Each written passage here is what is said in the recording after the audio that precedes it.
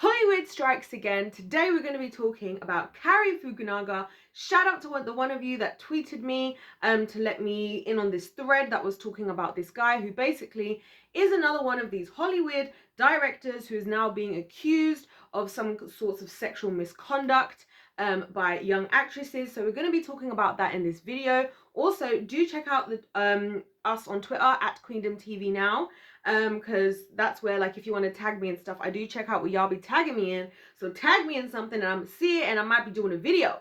And today we're going to be talking about Cary because I feel like this situation is perfectly illustrating and confirming so much of the stuff that we already talk about, so much of the things that we are exposing about Hollyweird and the things that bother us about the entertainment industry that we want to love. We want to support the people that we whose work we like, whose art we like, but unfortunately we're learning more and more how these people are being mistreated. So today we're going to be talking about this, and I just want to say before getting into this, because this is how we are, this is how it is in 2022, what we're going to be talking about are allegations. Obviously, there's not been a court hearing and stuff like that, so I don't want it to come across as though everything I'm saying we know to be definitely true. But as you guys know, as I've said before, I like to think that it's better for us to believe people when they accuse somebody else, especially because there's so many people who don't speak up for this kind of thing. And I actually have another video separately where I'm going to talk about, you know, what I think we should do with the people who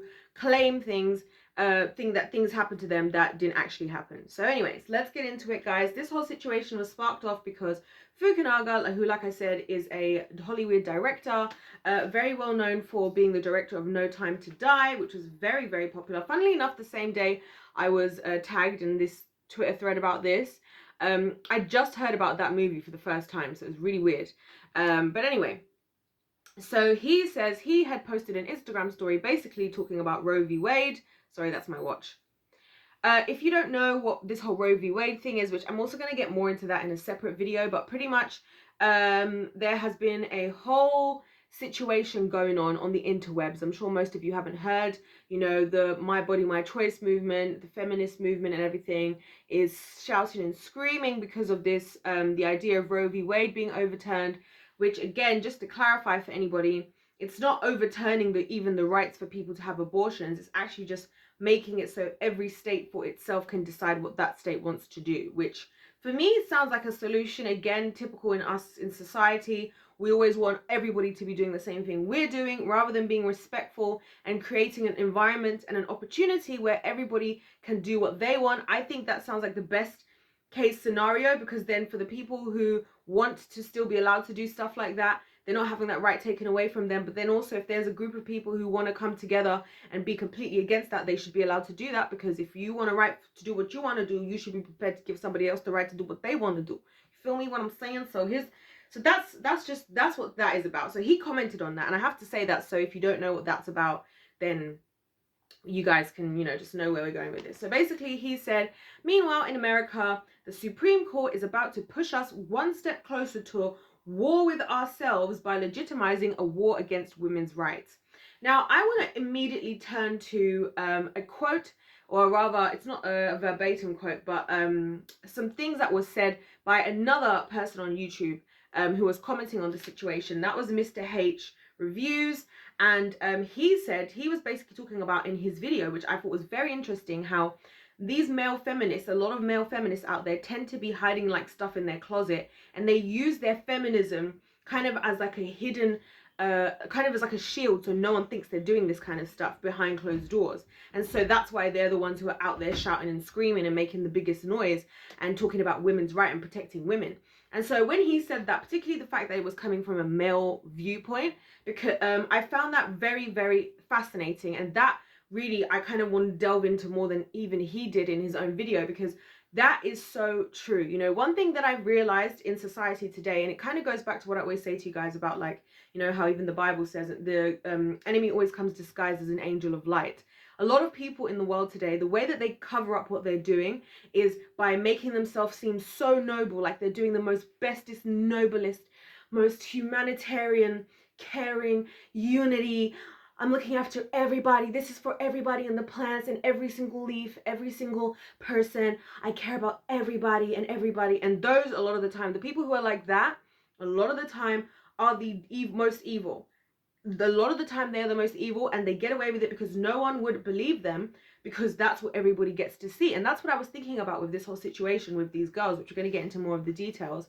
I was thinking, hold on a second, isn't it interesting that we in society will trust what we perceive of somebody that we haven't actually met?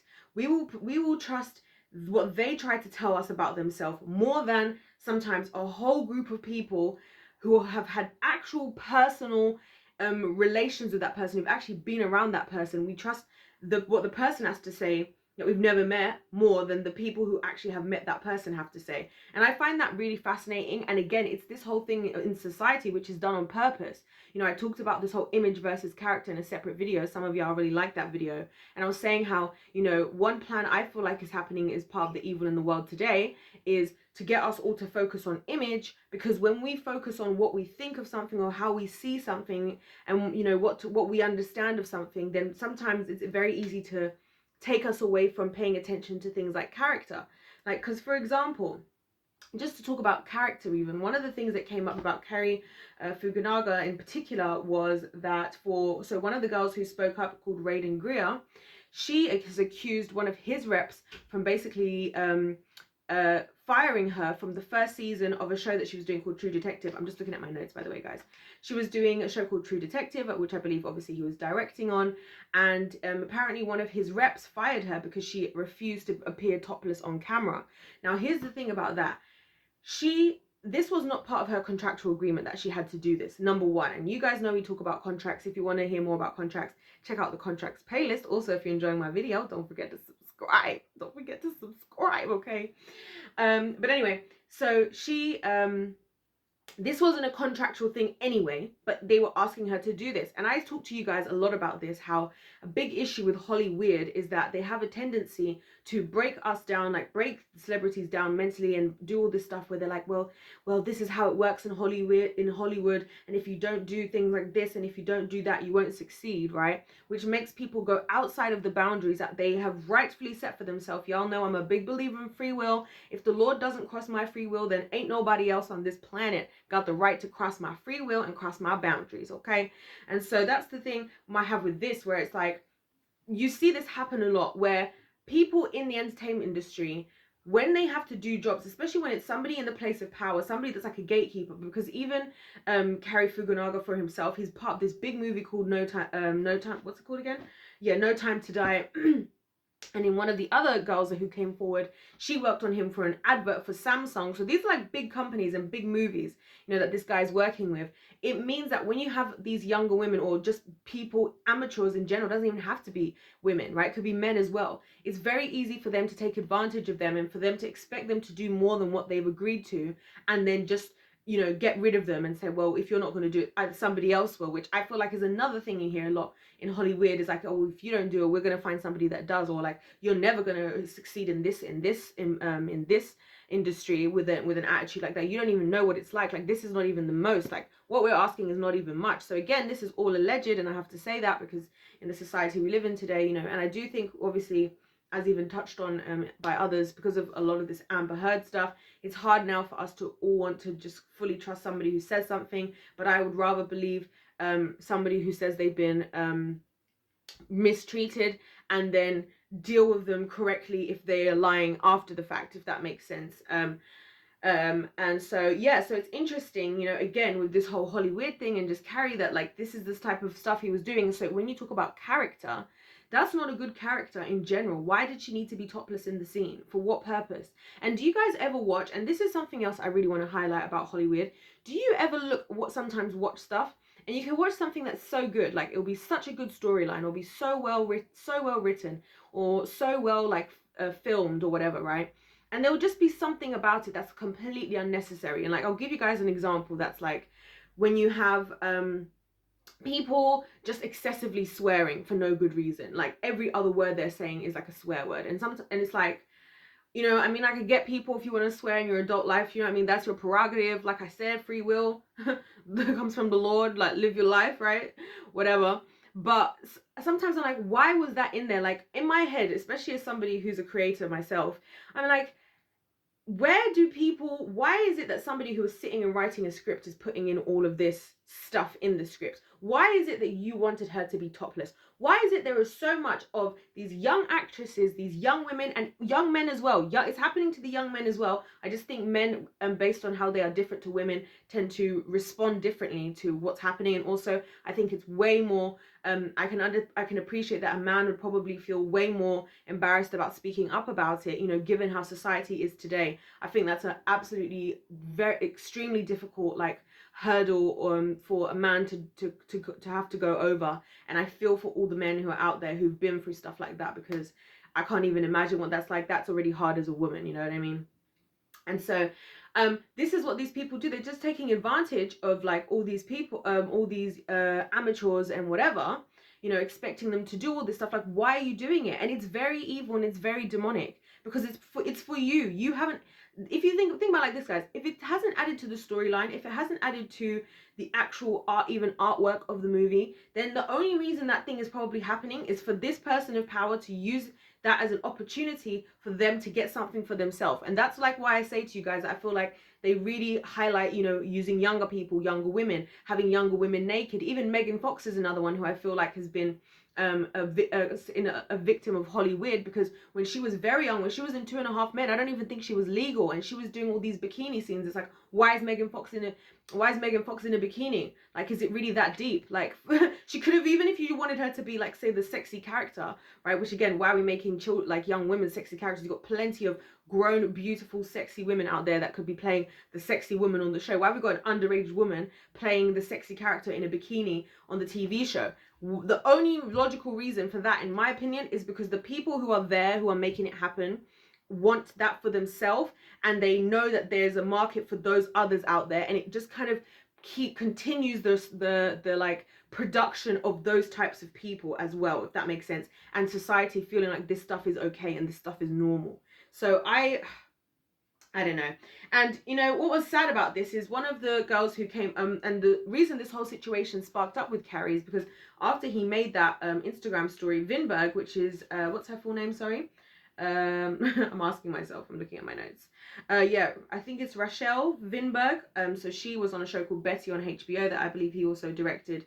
She spoke up and she basically was like, she responded to that, and she said that it was irritating. She didn't use the word irritating. It was irritating her that it was irritating her because he literally doesn't care about women, only traumatizing them. That's what she said, right? That's what she said, and that's what sparked all of this. So him trying to do his whole like, I'm here for the ladies, I'm like a male feminist, like girl power, divine feminine, I am woman, I'm fearless, I'm sexy, I'm divine, you know, well that song. You know, him doing that basically sparked her anger, which I feel her, because I would have been like, are you kidding me right now? Are you really finna hop on the internet doing the most right now when you know what you've been doing? And I do think he knows what he was doing was wrong, and we're going to talk about that as well. And so that's what sparked all of this. And she basically had got into a relationship with him when she was like 18. She just turned 18, and she was the one who was working with him on the Samsung advert, and he was very much trying to push for a relationship, and they then had an intimate relationship until she was 21. So they got together when she was technically legal, which I'm just going to say this once, and I'm not going to say this once, I'm definitely going to have to say it again in the society we're living in today, aren't I? If we have to use it's legal as a way of like justifying something, I feel like that's a problem especially when it comes to things to like about age and consent and things like that. If we have to go to it's legal, I kind of have a problem with that, with this type of stuff, because it's like, clearly if we're saying it's legal, that means that based on our own intuition, our own conscience, or even our own sense of morals or morality, we are unsure and we are potentially finding an issue. And so that for me is a problem, you know. And again, that's also why I love me the Bible, because in the Bible things are very like black and white. But anyway, let's continue. So what was I going to say about her? Yeah, so and they had a 2-decade age gap, so he was 20 years older than her.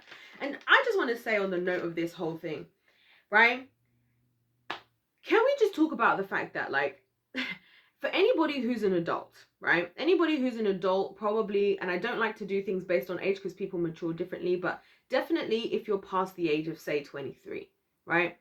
You get to the point where you realize that an 18-year-old and a 44-year-old is just weird, because at 18, yes, in some, well, or maybe we would even say 21 more so in the United States, which isn't it weird, by the way, the fact that you have to be 21 to buy alcohol in the United States, but you can have a 44 or I don't know how old he was at the age, but he was double her. Oh yeah, he was at least a decade older than her. So she's like, let's say 18 and he's 38. So we can have that situation is fine, right? She's adult enough to be in an adult intimate relationship with a 38-year-old man, but she's not adult enough to drink alcohol, right?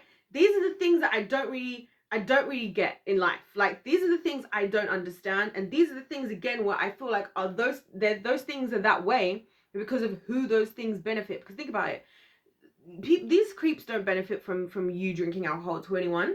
So that's just like, okay, let's do whatever, and whatever. But having a low age that's acceptable to be with a person does benefit these creeps, because then they can just justify what they're doing with it's legal, right? So anyway, for me, it's weird. For me, even at my age, and I'm not even 30, I feel like an 18-year-old seems young to me. For me, I'm like, why would I go for an 18-year-old? Like, that for me is weird. Like, I don't get it. I don't understand.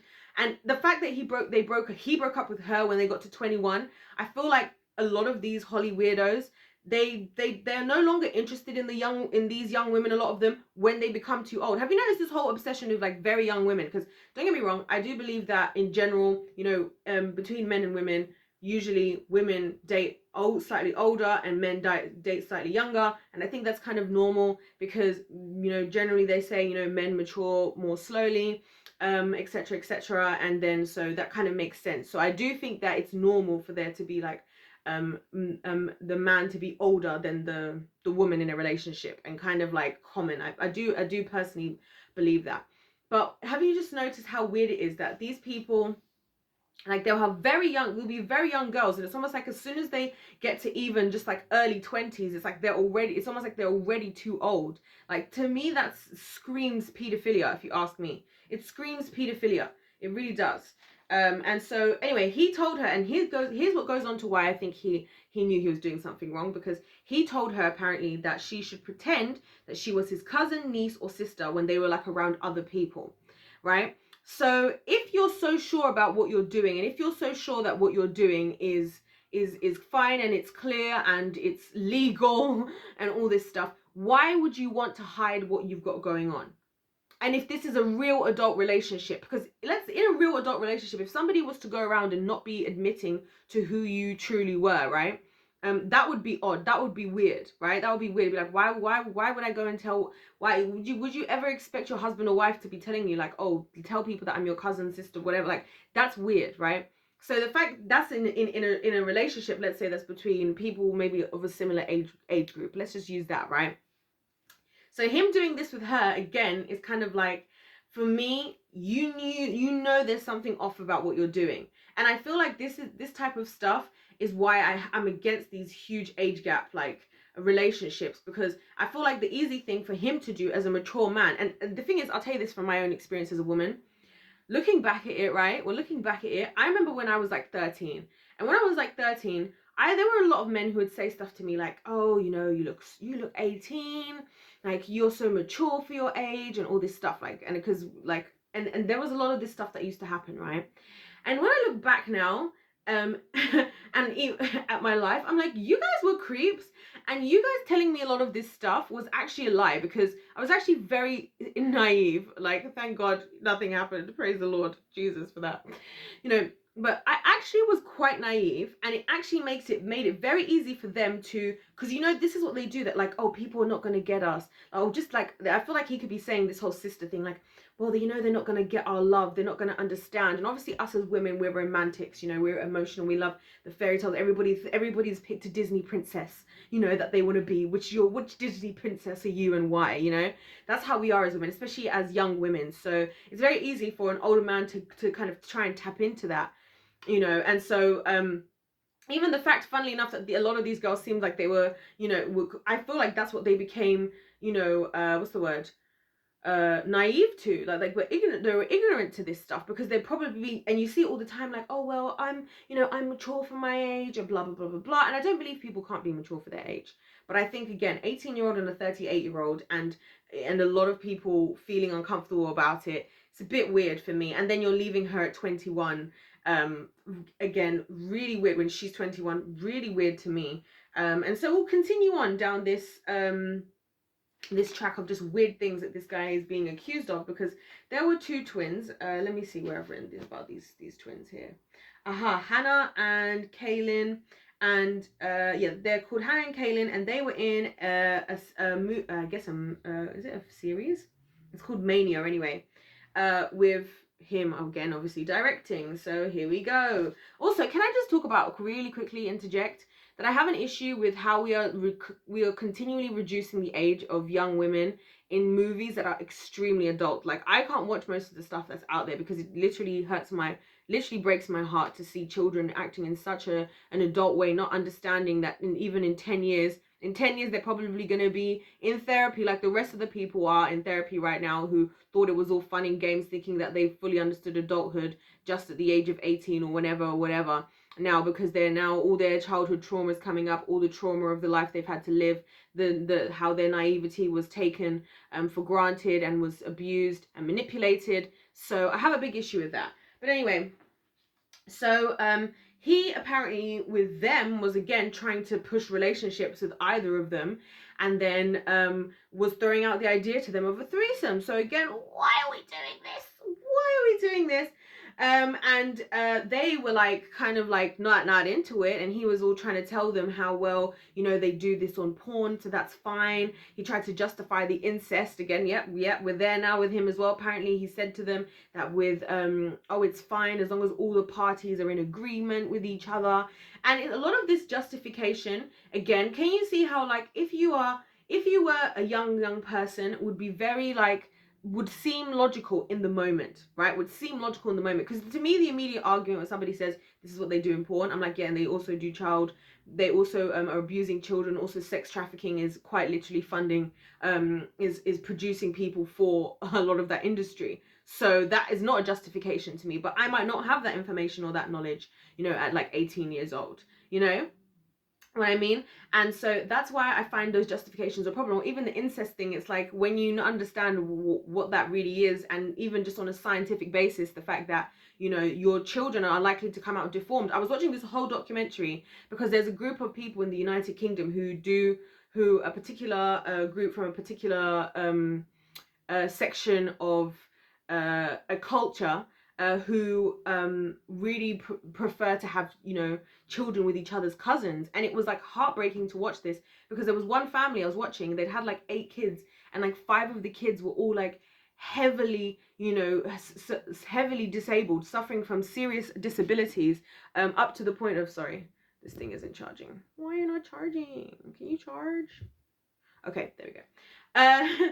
And they were suffering severe, like, disabilities, but like to the next level. Like, one of the sons, he literally was just, he was like, he looked so uncomfortable, like even sitting couldn't help anything, and he would just groan all day by how uncomfortable he was, you know, because of just all the issues that he had. They all died very young, you know. And so, no, these things that he's just saying, if you're like a freshly 18-year-old, you're new to Hollyweird and you don't know what's going on, it all could sound logical. But in reality, when you have the knowledge and you get older and you've learned about the world and gained some experiences and stuff, and again, I don't believe that at any particular age anything can be said to an exact age, because everybody is different, okay?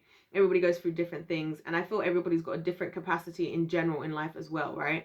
But then, like, let's be real, guys, like, stuff like these are the things you could fall for. Obviously the girls were not interested, you know, and the fact that he was really pushing for them to do stuff like that, you know, really makes me sick. And then when they weren't interested in doing that, you know what he did as well? Instead, he invited, apparently, again allegedly, the sisters to do Molly, to do drugs. So again, we've got young women being tempted by, you know, kind of the whole sex, drugs, rock and roll. And I talked in the other video about how, like, rap and is becoming the new rock, and honestly Hollyweird in general is just continuing this thing of, like, we get in the young talented individuals and we use, abuse, and dispose them. That's exactly what we do, and we leave them in such a horrendous state that they probably will never even speak up on the things that we've done because they're too busy going to therapy or being in rehab, or going to live on a mountain in Thailand for a week to go and do a meditation retreat to try and get their brain together, right? Well, we move on to the next younger one who we just want anyways because we're sick and twisted, right? Like, it's crazy to me, all of this stuff, and it's truly upsetting. And like I said, I'm not going to go ahead and say we know this for sure, because we don't know this for sure, but I think it's important for us to discuss it anyway because of the amount of allegations that are out there, whether this one is, and the amount of people even speaking up. Because let's think about this as well. Like, if you think about these top directors and people, these are like, you know what you'd call like the gatekeeper kinds of people, where they're like the go-to person to do a certain thing. Like how certain people might be the go-to for like a particular, or you have certain groups of people, like they have a lot of people that would potentially ask them to do something, like whether that's directing, producing, writing, that kind of stuff. And that's where you get these big names from. And when you hear somebody say, oh, that's by Spielberg, that's by Weinstein, that's by so and so, and then they become known by their surnames because it's so well known because everybody's going to them.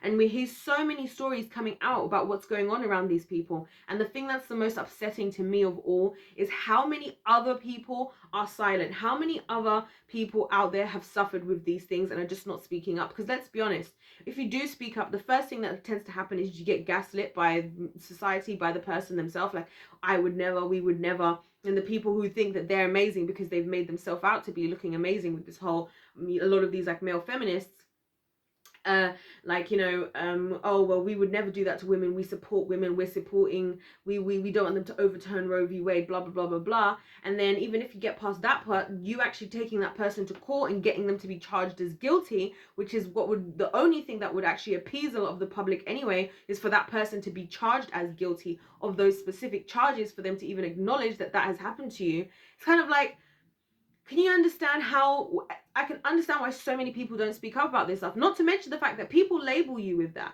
People label you and they associate you with that. They're like, oh, now you're known for that. Now you're now you're known because you made a sob story for yourself. Maybe now you're scared to work. You won't be able to work in the entertainment industry anymore because other people who are probably doing it, because I believe a lot of these people are doing it. I believe a lot of these Hollywood directors, producers, gatekeepers, and people are doing this stuff. I really believe it's a lot of them. In fact, I wouldn't go as far as to say the majority. I wouldn't go as far as to say majority, but I'd say a lot.